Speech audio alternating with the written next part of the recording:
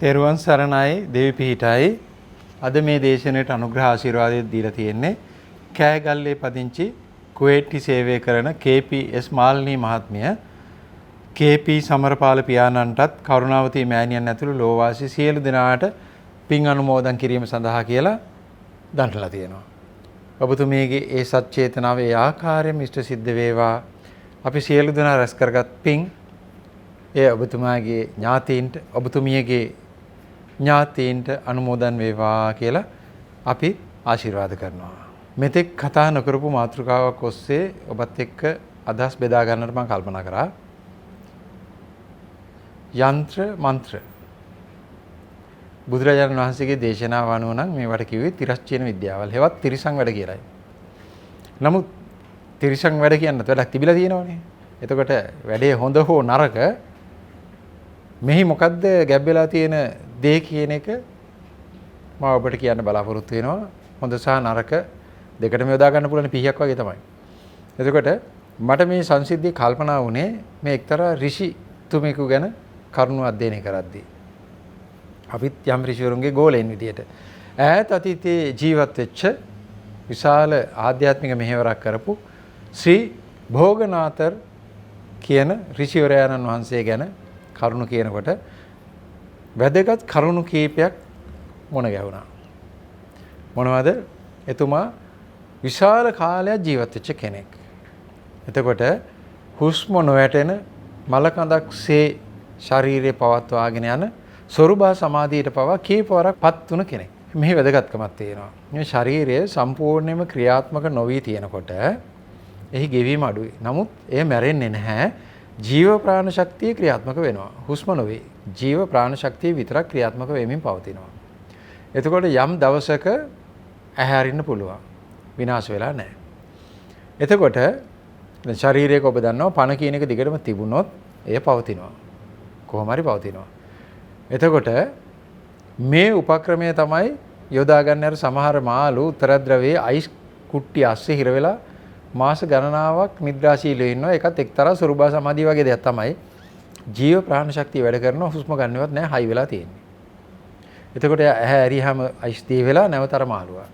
මේ උපක්‍රමය භාවිතා කරන්නට කල්පනා කරා මෑතකදී විද්‍යාඥයෝ දුර ඈත තියෙන ග්‍රහ ලෝකයකට වසර ගණනාවක් ආයුෂ කාලයට වඩා ගණනාවක් අවුරුදු 300ක් විතර යන ගමනක් යනවනම් ඒ පුජ්‍යලයා මෙන්න මේ ආකාරයෙන් ෆ්‍රීස් කරලා ඇරියොත් ප්‍රාණය තියෙන නිසා ජීවත් වෙනවා. එතෙන්ට ගියාම ආයේ නැගිටවල ගන්න පුළුවන් කියන මතය පසුගිය කාලේ අපිට වුණා. ඈත අතීතයේ හිටපු ඍෂිවරු මේ උපක්‍රමය භාවිතා කරලා තියෙනවා. එතකොට ඒනොත් ශ්‍රී භෝගනාථර්තුමා ප්‍රධාන වෙන්නේ එතුමාගේ කාලය තුල ඉන්දියාවේ දකුණු ඉන්දියාවේ තමිල්නාඩුවේ පළනිමාලේ කියන කන්ද ආශ්‍රිතව එතුමා යෝග අභ්‍යාසයේ යෙදුණා. යෙදිලා එතුමාගේ ගුරුන්ගේ මාර්ගයෙන් බොහොම උසස් දේවල් අත් කරගත්තා. ඊළඟට වසර ගාණක් ජීවත් වෙන්නට අවශ්‍ය කාය කල්ප කියන ඖෂධය. ඒට භාවිතා කරනවා ලුණු වර්ග, ඊළඟට බෙහෙත් වර්ග 35ක් එකට එකතු කරලා හදාගෙන අනුභව කරපු බෙහෙතෙන් මේ ශරීරය වෙනස් තත්යකටපත් වෙනවා. දිලිසෙන ස්වර්ණමය ස්වභාවයකටපත් වෙලා ඒ ශරීරයේ අවශ්‍ය තරම් කාලයක් නොනැසී සදා කාලෙට බෑනේ. නොනැසී පවත්වන්නට පුළුවන්කම ලැබුණා. එතුමාගේ දේශනය අනුව වසර 12000ක් වගේ කාලයක් පවතින්න පුළුවන් කියලා. දැන් ඊ පෙරේදත් අපි දැක්ක අවුරුදු 146ක් වයසක ස්වාමීන් වහන්සේ නමක් හම්බෙලා තියෙනවා අන්තර්ජාලයෙන්. එතකොට මේ වගේ දේවල් ඈත අතීතයේ තිබිලා තියෙනවා. එතකොට එතුමා වරින් වර තම භෞතික ස්වરૂපය වෙනස් කර ගැනීමෙන් ඊළඟට තමන්ගේ සියුම් ශරීරයෙන් වෙනස් ශරීරයට මාරු වීමෙන් සහ මරණයටපත් වී නැවත භවයේ සකස් වෙමින් යමින් ඒ කියන්නේ වෙනස් ශරීර වලින් උපදිමින් ඒ වගේම නොපෙනෙන තලයක ඉඳලා නොඑක් අයට මනසට ඇතුළු වීම තුලින් ආකර්ෂණය වීම තුලින් දේශනා කරන නොඑක් සේවයක් කරලා තියෙන කෙනෙක්. එතුමාගේ දේශනම ඊට පසු කාලීනව යම් ඍෂිවරු දේශනා කරලා තියෙනවා. ශ්‍රී රාමයියා කියන යෝගිතුමා එතුමාගේ දේශනාවල කියලා තියෙනවා භෝගනාථර්තුමා තමයි එතුමා තුලින් කතා කරේ කියලා. ඊළඟට වැදගත්ම දේ තමයි එතුමන් නොඑක් රටවල සංචාරය කරලා තියෙන නොඑක් ආකාරයෙන්. විශේෂයෙන් දකුණු ඇමරිකාවට පවා ගිහින් තියෙනවා. දකුණු ඇමරිකාවේ මේ ඉන්කා, ඇස්ටෙක්, මායා කියන ශිෂ්ටාචාර බොහොම දියුණු ශිෂ්ටාචාර විත්තිය බහලා තියෙනවා. බොහොම දියුණු මානසික තත්ත්ව පරිභෝග කරපු මිනිස්සු ඉඳලා තියෙනවා. ඍෂිවරු වගේ ඉඳලා තියෙනවා. එතකොට අන්න ඒ ගුරුකුලත් එක්ක සම්බන්ධීකරණය පැවැත්ලා නොපෙනෙන තලයේ මෙතුමා ගිහිල්ලා නොඑක් දැනුම සම්ප්‍රේෂණය කරලා තියෙනවා. ඒ ඥාණයටත් බෝගනාථතුමා හවුල්ලා තියෙනවා. විතරක් නොවේ වර්තමානයේ පවතින දින දර්ශනය යථාවත් කරන්නට එතුමා කටයුතු කරලා තියෙනවා. මේ තියෙන දින දර්ශනයේ පොඩි පොඩි අඩලුණු ගන් තිබිච්ච සකස් කරලා තියෙනවා.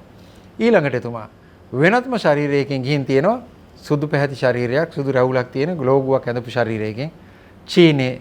එතනදී එතුමාට කතා කරලා තියෙන්නේ බෝයන් කියන භාෂාවෙන්. බෝයන් තුමා. එතකොට තව ටිකක් අපි හොයනකොට තේරෙනවා බෝයන් කියලා හිටපු කෙනා තමයි ලාଓට්සු වෙලා තියෙන්නේ කියලා. එතකොට ලාওට්සු තුමා තමයි තාවෝ වාදයේ ඉදිරිපත් කරලා තියෙන්නේ. තාවෝ දහම එක්තරා ක්‍රමයක්. තාවෝ දහමේ තියෙන සැබෑ සද්ධාම තියෙනවා. එතකොට එහි මේ සසරින් එතර වීම වගේ දේවල් තියෙන වෙනත් ආකාරයකින්. ඒ කියන්නේ විශ්වයේ සමග ඒකාත්මික වීම ගැනයි එතන කතා වෙන්නේ. ඒකත් හරි. ඉතින් නිවැරදිම තියෙනවා. මම චුට්ටක් දන්නවා ඒ තාවෝ දහමේ තුල තියෙන දේ විද්‍යාත්මකයි. විශ්වයේ තියෙන පරම විඥානයේ හේවත් මේ උත්තරීතර විඥාන ධාතුවට තමන්ගේ තියෙන තමන් පුජ්‍යලිකත්වයෙන් රඳවාගත්ත මේ විඥාන ධාතුව විසිරවා හැරීමයි. නැවත උත්පත්තියක් අනන්‍යතාවයක් නැහැ එතනදී තමන්ගේ. ඉතින් එතකොට නිර්වාණයට හරි. නිර්වාණයේදී සිද්ධ වෙන්නේ ශක්තිය විසිරීමක්. ශරීරය ගැන කතාවක් නැහැනේ. වගේ බොහොම උසස් තත්ත්වයේ තියෙන දැනුමක් ඒ තුල තියෙනවා. එතකොට ඒ දහම එදා චීනයේදී ව්‍යාප්ත කරලා තියෙන ලාଓට්සු නමින් බෝගනාථතුමායි. ඊට අතිරේකව තවත් දැන් කීපයක් හම්බ වෙනවා ඊටම වැදගත් දේවල්. එක තැනක් තමයි මෙතුමා කලියුගයේ ආරම්භයේ පහළ වෙච්ච කෙනෙක්. කලියුග කාලය පුරාම විශාල කාල සීමාවක් පුරාම මේ දහම ස්ථාපිත වෙන්නට අවශ්‍ය පිළිමයක් සකස් කරලා තියෙනවා. ඉන්දියාවෙත් ඒත් පළනි මාලේ කන්ද ආශ්‍රිතව මේ පළනි දේවතාවා කියන්නේ කතරගම දෙවිඳුන්ගේම එක්තරා ස්වරූපයක් කියලා විශ්වාස කරන ඒ නිර්මාණය සඳහා ඒ දේවතාවාගේ පිළිමයට එතුමා යොදාගෙන තියෙනවා ගල් වර්ග 9ක් එකතු කරලා බෙහෙත් වර්ග 9ක් එකතු කරලා හදාගත්ත අමුතුම පාෂාණයකින් මේක නිර්මාණය කරලා තියෙනවා කල්යුගයේ පුරාම නොනැසී පවතිනවා කියලා. එතකොට වත්මනේ මේ ගැන පරිශන කරලා තියෙනවා විද්‍යාඥයෝ ගිහිල්ලා. ඒ පරිශනය කරන්න මේගොල්ලන්ට මේ පිළිමේ එක්ක දේවල් කරනකොට පිළිමෙන් කැඩිලා ගිය කෑල්ලක් මේගොල්ලෝ පරිශනයට අරන් තියෙනවා. මේ කෑල්ල ගිනි දැල්ලකට අල්ලපු වහාම නොපෙනී යනවා. අතුරුදහන් වෙනවා. අදටත් හිතාගන්න බෑ විද්‍යාඥයින්ට මොකද්ද මේ පාෂාණ කියලා. මේක. ඊළඟට වැදගත්ම තැනක් එනවා. ශ්‍රී බෝගනාථතුමා කියලා තියෙනවා යම් යම් විද්‍යාඥයින්ට. ඒ අයගේ සොයා ගැනීම වලදී තමන් සම්පූර්ණ ඥාන සම්ප්‍රේෂණය කළායි කියලා. නීල්ස් බෝ කියන විද්‍යාඥයා අපි කවුරුත් දන්න ඇල්බර්ට් අයින්ස්ටයින් තුමා ඒ අයට මේ ඥාන සම්ප්‍රේෂණය දුන්නා කියලා සඳහන් වෙනවා. එතකොට මෙහි තියෙන ගැළපුම අපිට වැදගත් විදිහටම තියෙන තැනක් තමයි ඇල්බර්ට් අයින්ස්ටයින් තුමා එතුමාගේ පොතේ ලියලා තියෙනවා. එතුමාගේ ලෝක ප්‍රසිද්ධ සාපේක්ෂතාවාදයේ සොයා ගැනීමට මුල් වුණේ එක්තරා গুপ্ত ආකාරයකින් Tamanට ෂණයකින් ඥාන සම්ප්‍රේෂණයක් ලැබීම තුලින් කියලා එතුමාගේ පොතේ පිළි අරන් තියෙනවා. ඒතර හිදයක් තියෙන්න පුළුවන්. නීල්ස් බෝතුමත් පිළි අරගෙන තියෙනවා. එක වරෙන් කොහෙන් ආවද දන්නේ නැති ඥානයක් ආවේ කියලා. ඉතින් මේක විද්‍යාඥයෝ සියලු දෙනාටම පොදු නැද්ද බලන්න. නැත්තම් කෝච්චි එක පත්තර විකුණුපු කෙනා ටෙලිෆෝන් හදන්නේ කොහොමද? ඔය ග්‍රැමෆෝන් හදන්නේ කොහොමද? ඊළඟට බයිසිකල් වින්කලයක් දාගෙන හිටපු කෙනාට අහසින් යෑමේ ඥානය ආවේ කොහොමද? අදාළ නැති එකක් නේ කරලා තියෙන්නේ හැමතිස්සෙම. ඉස්කෝලේ ගියා නෙවෙයි එක්කෙනෙක්වත්. හරියට ඉස්කෝලයක් ගියේ නැති කෙනෙක් නේ. ගියා පන්තියක් දෙක තුනකට පරණ විද්‍යාඥයෝ ඒස් කියලා එක්තරා කාලයකදී දිව්‍යත්වයේ ඥාන සම්ප්‍රේෂණය ලැබුවා අයයි. 1968 චන්ද්‍රයා කරා ගිය පළවෙනි රොකට් යානයේ ආබාධයක් ඇති වුණා. ඒක කවුරුත් දන්න දෙයක් පොතේ සඳහන් වෙලා තියෙනවා. නමුත් ඒකේ තියෙන්නේ මේ වැරද්ද ඉබේම සකස් වුණා අය හරි ගියාය කියලා තියෙන්නේ. නමුත් ශ්‍රී බෝගනාථතුමා කියනවා එතුමාගේ ඥාන සම්ප්‍රේෂණයෙන් ඥාන ස්පර්ශයෙන් ඒ නිවැරදි කරාය නැත්තම් විනාශයක් වෙනවායි කියලා. එහි අපිට යමක් පිළිගන්න පුළුවන්. නොපිළිගන්නත් පුළුවන්. සිද්ධියයි කියන්නේ. ඉතින් මේ විදිහට විද්‍යාඥයන්ගේ තියෙනවට වැඩිය ගොඩාක් ඉහළින් තියෙන ඥානයක් ඍෂිවරුන්ට තියෙනවා. දෙවිවරු කියන්නේ ඍෂිවරුන්ටත් ඔබෙන් ගිය අය. ඒ අයටත් තියෙනවා. මට ඒ අත්දැකීම් තියෙනවා. මම ඒවත් ඔබට ටිකක් කියන්න බලාපොරොත්තු වෙනවා. මොකද හුඟක් අය දෙවියෝ කියලා හිතාගෙන ඉන්නේ වෙනත්ම කෙනෙක් නිසා. එතකොට මේ සිද්ධියේදී ඊළඟ දේ වැදගත්ම දේ අපිට තියෙන්නේ ශ්‍රී බෝගනාථතුමා ඈත අතීතයේ දවසක ලංකාවට එනවා.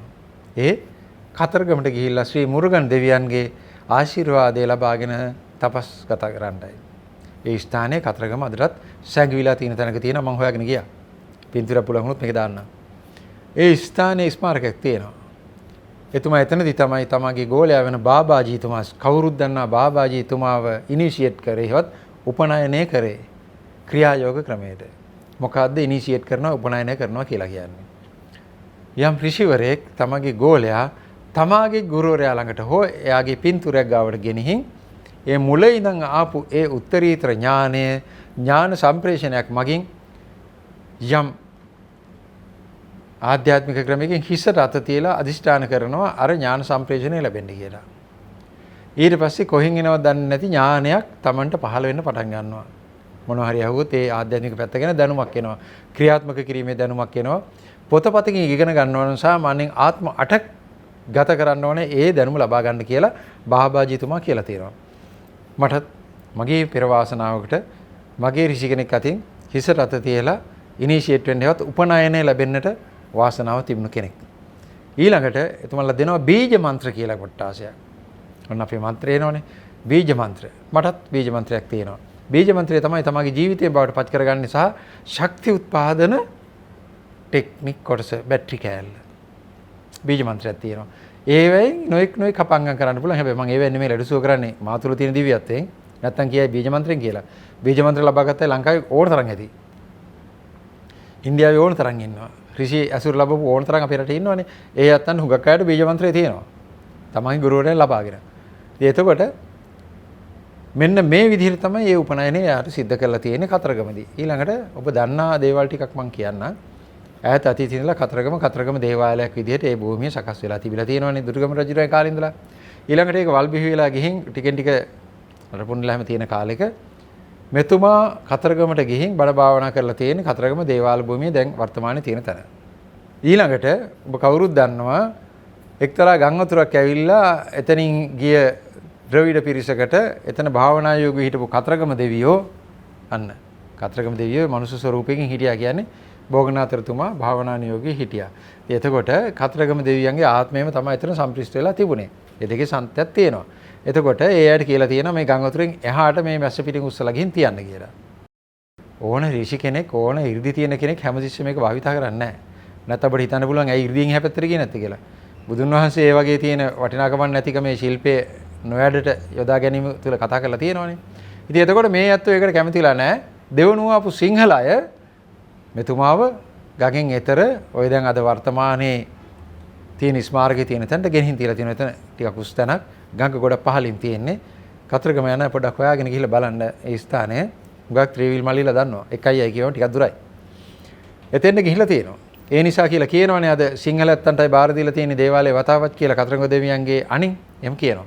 ඕක තමයි හේතුව. හැබැයි වැදගත් කොටස එතුමා එම ස්ථානයේ පද්ම චක්‍රය කියන යන්ත්‍රයේ පෙති 1008කින් නියුක්ත පිළිමය එතුමා කතරගම ඔය දැන් තියෙන වර්තමාන දේවාල භූමියේ පෙති 1008කින් යුක්ත පද්ම චක්‍ර කියන යන්ත්‍රයක් නිර්මාණය කරලා එතන නිදන් කරලා තමයි ගියේ. ඒක හුඟක් අය දන්නවා කතරගම යන්ත්‍රයක් තියෙනවා කියලා කියන්නේ මොන්නේ මේ යන්ත්‍රයයි. යන්ත්‍රය එතුමා තමයි මේක නිදන් කරේ. ඒ බලය පිහිටනවා.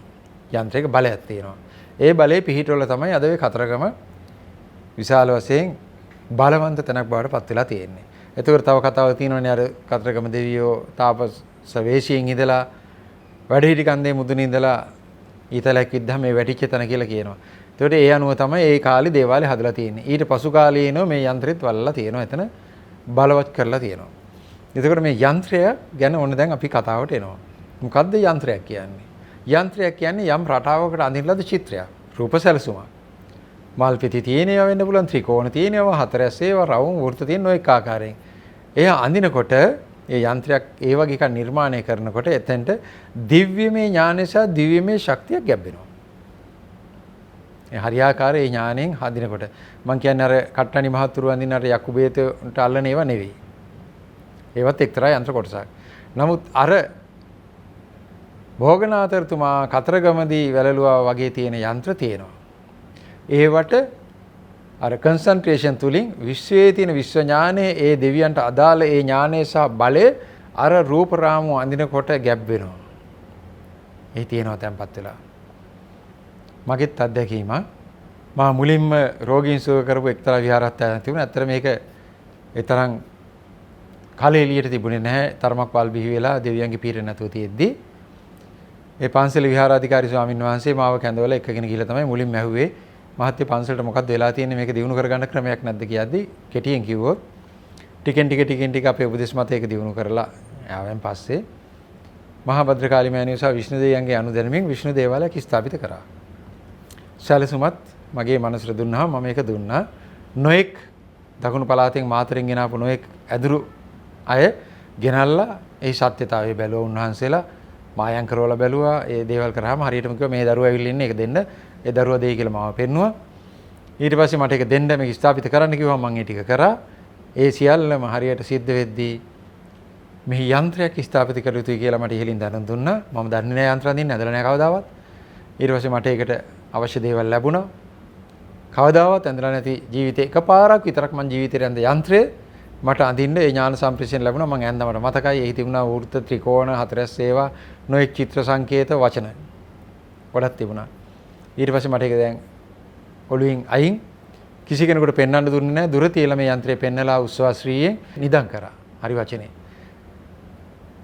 කොහොඹ වලින් හැදපු පෙට්ටියක සමම්පිච්ච සුවඳ ගහන තෙල් දාලා ඒ යන්ත්‍රය තියලා ඒ වතාවත් ගොඩක් කරා. ඊට පස්සේ ඒක වහලා ඒක සීල් කරලා පොළොවේ යට තියලා ටොන් 5ක් බර පිළිමයක් ඊට ඉහලින් තිබ්බා. කිසි කෙනෙකුට අල්ලන්න බැරි වෙන්නේ රාත්‍රිය පුරාම මුර කරා මේ යන්ත්‍රය උඩින් කිසි කෙනෙකුට බල්ලෙකුට පනින්න දෙන්නේ නැති වෙන්නේ. අපි හිටියා. ඉඳලා උදේ ඒ වතාවත් අනුව තමයි ඒ වෙලාවල් බලලා තමයි ඇත්තෝ මේක තිබ්බේ. එතකොට එහි බලය එදාම කිව්වා ලෝකෙ කිසිම තැනක නැති බලයක් විෂ්ණු දෙවියන්ගේ මෙතන ගැබ් වෙනවායි කියලා. එතෙන්ට ගිහිල්ලා සුවිච්චයි බොහෝ හිටියා. මගේ දෙව්සිය පැවතුනේත් ඒ භූමියේ. ඊළඟට අද වෙනකොට ශ්‍රී දලදා මාලිගාව වගේ ඊටාම දියුණු භූමියක් බවට පත් වෙලා තියෙනවා. රාජ මැති ඇමතිවරුන්ගේ අනුග්‍රහය ලැබෙනවා. ඉහළ සිට පහළට අපි දන්න විදියට ගරු ජනාධිපතිතුමාගේ පවා ඊටාම විශාල උදව් උපකාර ලැබිලා ගමේ අය කියනවා මම ළඟදී ගියේ නැහැ. විශාල දියුණුවකට පත් වෙලා තියෙනවා. එහි රහස වෙන කිසිවක් නොවේ. මෙන්න මේ මා විසින් ස්ථාපිත කරපු යන්ත්‍රය. එදා ශ්‍රී බෝගනාථතුමා කතරගමදී කරපු දෙයම මම ඒ භූමියේ කරලා ස්ථාපිත කරා. කවදාවත් ජරා ජීර්ණ වෙන්නේ නැහැ. දියුණුවට යනවා අපට ඕන ගිහලා බලන්න පුළුවන් තත්ත්වය. ඊටාම ලස්සන නිල් පැහැති කළු ගණින් නිර්මාණය කරපු විශාල වැයක් යොදලා ඊටාම ලස්සන නිර්මාණය කරපු විෂ්ණු දෙවියන්ගේ පිළිමය තියෙනවා. සැබෑ ආභරණ සහිතව. රත්තරන් නම් රත්තරන්, රිදී නම් රිදී, දියමන්ති නම් දියමන්ති. ඉන්දියාවෙන් ගෙනාවු සලුපිලි අඳලා තියෙන්නේ අර ඩුප්ලිකේට් තහඩු කෑලි දාලා නැහැ. හොරු යන්න එහෙම එපා. තන හොයාගෙන ඒකත් මම ආදරෙන් කියනවා. ඊළඟට ආමුතුරු මට බණී මහත්තයා තමයි වගේ කිව්වේ කියලා. නමුත් ඒ සැබෑ පිළිමයක් බාටපත් කරලා තියෙනවා. විශේෂයෙන් බලය තියෙන යන්ත්‍රය තුලයි. ඒතර යන්ත්‍රයක් කියන්නේ මොකද්ද? යන්ත්‍රයක් කියන්නේ ශක්තියක් ජනනය කරන දෙයකට. දැනුයි අපි මාතෘකාවට එන්නේ. ඔබ දන්නවා යන්ත්‍රයක් කියන්නේ මැෂින් එකක්. මැෂින් එක ක්‍රමය තමයි හැදෙන්නේ ශක්තියක් උත්පාදනය කිරීම. යන්ත්‍රයක ස්වභාවය ශක්තියක් නිපදවීම. එතකොට ඒක ක්‍රියාත්මක වෙන්නත් ශක්තියක් ඕනේ. අපි ගත්තොත් එන්ජිමක් වාහනයක ඒක ක්‍රියාත්මක වෙන්න ඉන්ධනයක් ඕනේ, පෙට්‍රෝල් ගහන්න ඕනේ, නැත්නම් ඩීසල්. එතකොට මේක කැරකිලා ආයෙ නිකුත් කරන්නේ ශක්තියක්. චාලක ශක්තිය ගමන් කරන්න ඕන රෝද කරකවන ශක්තිය. ශක්තියක් ලබාගෙන ශක්තිය නිකුත් කරනවා. යන්ත්‍රයක ස්වභාවය ඒකයි. එක්ක බැටරි කෑල්ලක් දාලා ඒකත් ශක්තියක් දීමක්. මේ යන්ත්‍රයකුත් ඔය අපි අඳින යන්ත්‍රයකුත් ශක්තියක් ගැප් කරනවා. කුඩා ශක්තියක් දීලා ලොකු වැඩක් කරගන්න එකට තමයි යන්ත්‍රය කියන්නේ. පෙට්‍රල් පොඩ්ඩක් දාලා නැත්නම් ඩීසල් ටිකක් දාලා කෝච්චිය ගත්තොත් 100 ගානට අදිනවා. ප්ලේන් එකක් ගත්තොත් ඒ වගේ 700ක් දාගෙන අදිනවා. අර පෙට්‍රල් ටිකකින්. ඒ වගේ පොඩි බැටරි කෑල්ලකින් කොච්චර අපංකම් කරනවද? දුරකථනය බලන්න ඇමරිකාවේ ඉන්න රාජ්‍ය නායකයෙකුට කතා කර හැකි මෙන්න මෙච්චර විතර පොඩි බැටරි කෑල්ලකින් මේකට දාගත්තාම. විශාල පාලමක් පුපුරවලා අරිනවා බැටරි කෑල්ල කීපයකින්. බෝම්බ හදන මිනිස්සු. ඒ වගේ දෙයක් තමයි යන්ත්‍රයක්. මේ අඳින යන්ත්‍රයක් බොහොම දියුණු ප්‍රබල ශක්තියක් ගැප් කරනවා. අඳින කෙනා තුලින් නැත්තම් විශ්වයේ තියෙන ශක්තිය ඒකාත්ම කරගෙන කන්සන්ට්‍රේෂන් කියන්නේ ඒ තුලින් මේ යන්ත්‍රයක් අඳිනවා. දැන් මේ ශක්තිය ගැබ් වෙලා විශාල ශක්තියක් නිකුත් කරනවා. ඒ අඳින ස්වරූපයක් තියෙනවා. ඒ ඥානෙ එයාට දෙනවා. නිකන් බොරුවට මෙහෙම පොතේ දීලා බලාගෙන ඇඳට රස්සාවට ඇඳට ඒවෙන් දෙයක් වෙන්නේ නැහැ. චිත්‍රයක් විදිහට ඇඳට තඹතහඩුවක කොටු ගැහුවට ඒක වැඩක් වෙන්නේ නැහැ. අන්න අර ශක්ති සම්ප්‍රේෂණය මේකට આવොත් විතරයි ශක්තිය විහිදවන්නේ. යන්ත්‍රයක ස්වභාවය ඒකයි. ඒතර ඒ යන්ත්‍රයක් ඒතර ක්‍රියාත්මක වෙනවා කියලා කියන්නේ. සමහර යන්ත්‍ර ක්‍රියාත්මක වෙන්නේ නැහැ. ඔන්න ඔය හේතුව නිසා ශක්තිය තිබ්බොත් තමයි මැෂිමක් වැඩ කරන්නේ, එන්ජිමක් වැඩ කරන්නේ. ශක්තියක් දිය යුතුයි. එතකොට ඇදුරුතුමාලා ඇදුරෝ කට්ටනි වැඩ කරන අයත් ඒක දන්නවා. ඒගොල්ලෝ අර කියන්නේ පලිප්පු දානවද මොන වචන වගේ කියනවනේ. යන්ත්‍රය හදලා යන්ත්‍රය බල ගන්නනවා කියලා. පණ පොවනවා කී වචන දානවා. ඒගොල්ලෝ ඒකට গুপ্ত ක්‍රම යොදා ගන්නවා. නොඑක් ක්‍රම වලින් පණ පොවන්න යොදා ගන්නවා.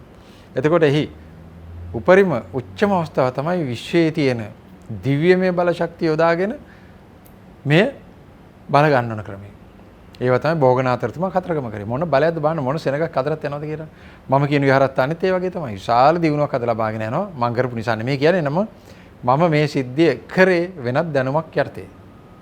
ඒකේ පළාති හුඟක් අය දන්නවා. යන්ත්‍රයක ස්වභාවය එයයි. එතකොට ඔබ දැකලා ඇති තවත් දෙයක්. මොකද්ද? මේ ටිබෙට් භාවනා කරපු අය දන්නවා මේ ටිබෙට් යන්ත්‍ර තියෙනවා. නොඑක් විදිහේ ස්වරූප තියෙනවා. ඒතර මණ්ඩලාකාර කියලා જાතියක් තියෙනවා. මණ්ඩල කියලා જાතියක් තියෙනවා. ඒවත් එක්තරා යන්ත්‍ර.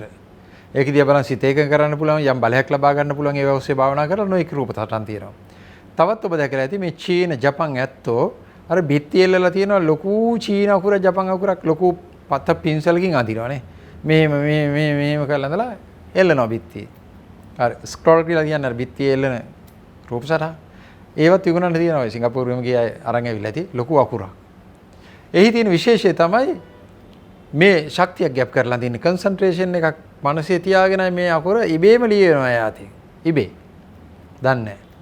ඔය චිත්‍ර අඳින ඇත්තෝ දන්නවා මාත් චිත්‍ර ශිල්පියෙක් නිසා සමහර චිත්‍ර අපි හිතලා හදපුවා නෙවෙයි. ඔහේ නිකන් කල්පනාවකින් තුරව පින්සල මෙහෙම ගහගා සායන් ගගා ඉනකොට මතුවෙන එක ඩෙවලොප් කරනවා. එහෙම චිත්‍ර මගාවක් තියෙනවා. මම මෙන්න මේ රූපය අඳිනවා කියලා හිතලා ගිහින් නෙමෙයි. නමුත් සායන් ගගා ඉන්නකොට එකක් ඇඳෙනවා ඒකේ. ඒක මතු කරලා ගන්නවා ඩෙවලොප් කරනවා. ඒ වගේ තමයි යන්න ආර අක්ෂරය ලියන්නේ. ඒකේ දිව්‍යමය ස්වභාවයක් තියෙනවා. විශේෂයෙන් ජෝරේ ගැන මට කතා කරන්න කියලා තියෙනවා. ජෝරේ කියන ඔය ජෝරේ කියන්නේ විශ්ව ශක්තිය. ඒ වචන දෙකේ තේරුම. විශ්ව ශක්තිය සුවකිරීම කරන කෙනෙක් එයාගේ ගුරුතුමාගේ නම මේෂු සාමා කියන කෙනා. එතකොට එතුමාගේ ප්‍රසිද්ධ නම මේකයි තව වෙන නමක් තිබුණා. එතුමා තමයි ජෝරේ ක්‍රමය ගෙනාවේ. එතකොට එතුමත් ඒ චිත්‍රය ඇඳලා ඒවයි බල ගන්නනවා.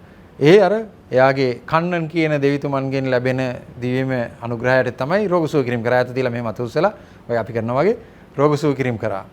ඊට පස්සේ එයාගෙන් පරිබාහිරව ආපු ගෝලීන්ට ඒ ශක්තිය ලැබුණේ නැහැ. ශිල්පයක් විදිහට විතරක් ඒගොල්ලෝ කරගෙන යනවා. අර සිරිතක් විදිහට විතරක් ආශිර්වාද කිරීම කරගෙන යනවා. නමුත් ගුරුතුමාට තිබුණ අර දිව්‍යමය බල ආකර්ෂණය අපි ඊට පස්සේ කාගෙන්වත් දැක්කේ නැහැ. කෙසේ හෝ එතුමා ඒ ආකර්ෂණය යටතේ කන්නන් දිනුගේ දර්ශනය යටතේ තමයි ආපු ඥාණයෙන් අර අකුරු ටික ලිව්වේ. අර චීන අකුරු ජපන් අකුරු. ඒකත් යන්ත්‍රයක්. මන්ත්‍ර කියන්නේ කොහොමද? මන්ත්‍ර කියන්නේ මම අර කිව්වේ මට බීජ මන්ත්‍රයක් තියෙනවා කියලා.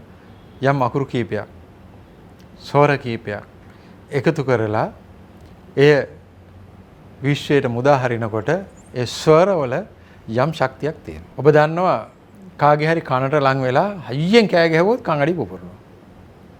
අර ස්වරයේ උච්ච ස්වභාවය නිසා. එතකොට අපි අහලා තියෙන අපේ ගායිකා ලතා මංගেশකර්තුමිය වීදුරුවක් ඉදිරියේ තියාගෙන යම් ස්වරයක් ගායනා කරනවා කියලා වීදුරුව පුපුරන්නේ. බොහෝ අය දන්න දෙයක් තමයි ස්වාමි රාමා කියන මෑත කාලීනෝ ඉඳලා අභා ප්‍රාප්ත වෙච්ච ඍෂිවරයන් වහන්සේ 1973 මට මතක හැටියට එතුමා S2 බලලා වෙඩි නෝදන වීදුරුවක් කුළුපට්ටම් කරලා දැම්මා. S2 බලන් ඉඳලා යම් දේවල් චලනය කරා. එයායි උසස් ආධ්‍යාත්මික ශක්තිය තිබිච්ච කෙනෙක්. එතකොට යම් මන්ත්‍ර වලිනුත් එයා ඒ වැඩේ කරලා තියෙනවා. ඉතින් බොහෝ දෙනා දන්නවා යම් ශබ්දයකට දෙයක් කරන්න පුළුවන්. ඒකට කියනවා මන්ත්‍රයි කියලා. ශබ්දයකට දෙයක් කරන්න පුළුවන්. වචන වලටත් දෙයක් කරන්න පුළුවන්. ඒ කියන්නේ අර්ථානුකූල වචනයකටත් දෙයක් කරන්න පුළුවන් ශක්තියක් තියෙනවා. අර්ථය අනුව. පිරිත් වල තියෙන්නේ ඔන්න ඔය දේ. අර්ථයේ සහිත වචන වලින් දෙයක් කරන්න පුළුවන්. සිතක් නිමන්න පුළුවන්. බුදු ගුණ සිහිපත් කරලා වචන කිව්වහම සිතක් නිවෙනවා. ඉතින් අර්ථයේ සහිත වචන වලින් ලොකු දෙයක් කරන්න පුළුවන්. දැන් හිතමු හොඳට ඉන්න මිනිස්සෙක් ඉස්සරහට ගිහින් කාන්තාවක් හරි කවුරු හරි ඉස්සරහට ගිහිල්ලා හොඳ පද කුණුහරුප දෙක තුන කිව්වොත් අර මිනිස්සෙන් කඳුළු වෙනවා. අර වචන වලට අතින්වත් අල්ලන්නේ නැතුව. ඇයි? ඒ ශරීරයේ බලය ලැබුණේ කොහෙන්ද? අර අර්ථය සහ ගැප් කරපු අර වචන ටිකෙන්. එහි බලයක් තිබ්බා. ඒ වගේමයි ඔබ දන්නවා දුකින් ඉන්න කෙනෙකුට, කනගාටුවෙන් ඉන්න කෙනෙකුට ඔබට පුළුවන් ආදරණීය කරුණාවන්ත වචන ටිකක් ගිහිල්ලා කියන්න පුළුවන් ළඟටවත් යන්නේ නැතුව. මොකද වෙන්නේ? අරයාගේ මනස වෙනස් වෙනවා. ඇයි? අර වචන වල තිබිච්ච බලය නිසා. ඒ අර්ථය ගැප් වූ වචන වල තියෙන බලය ඒක. අපේ පිරිතේ තියෙනෙත් ඒ බලය. මම ඒකයි කියන්නේ පිරිත මන්ත්‍රයක් නෙවෙයි කියලා. මන්ත්‍රයක් නම් එහි තියෙන ශබ්ද ශාස්ත්‍රය අනුව කටයුතු කරන තැනක් විතරයි.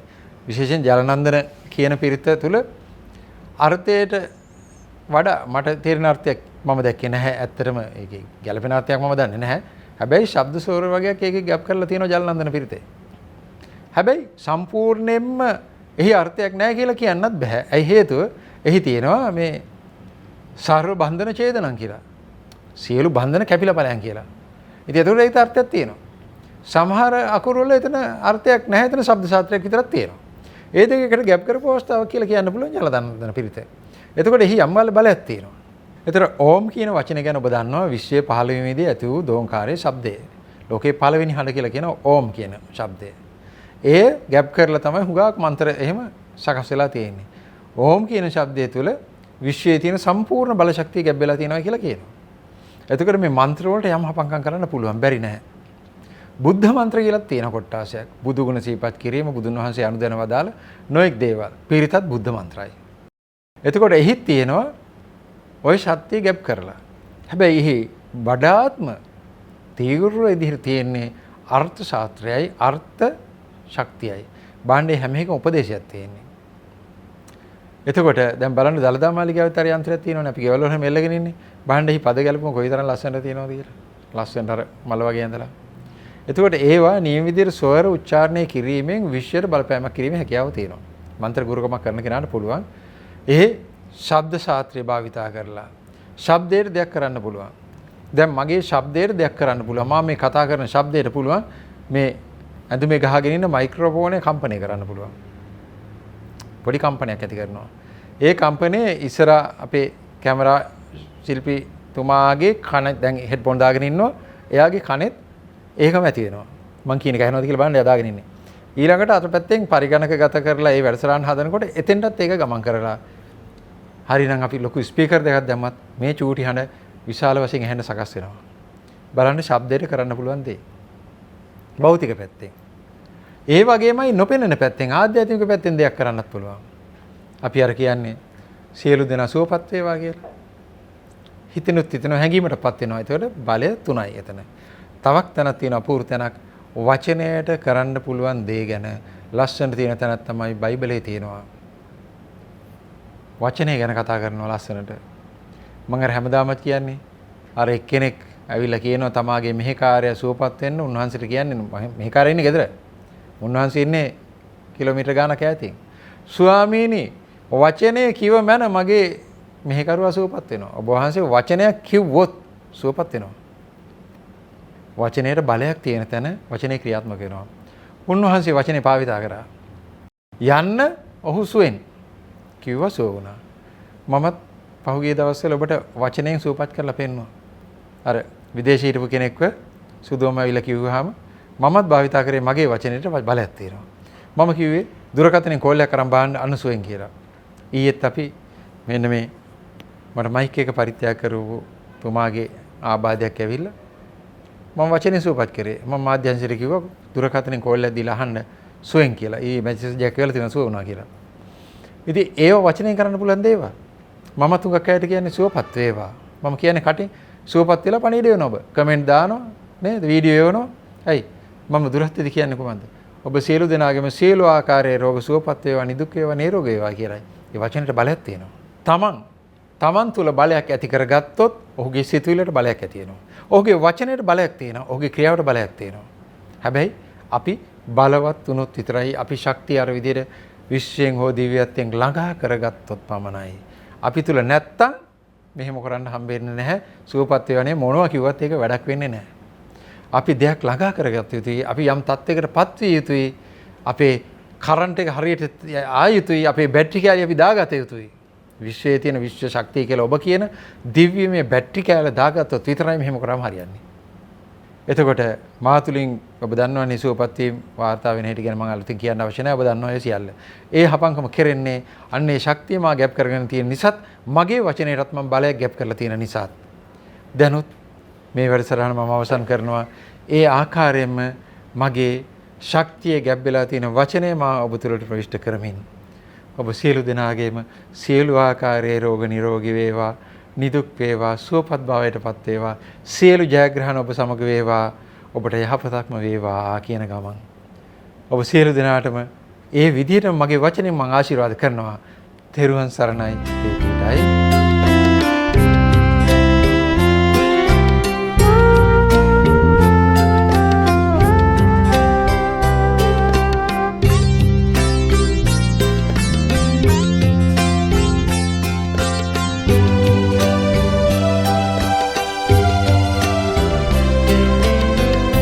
නමාමි හිමියනි බුද්ධ දිවාකර නමාමි සුමధుර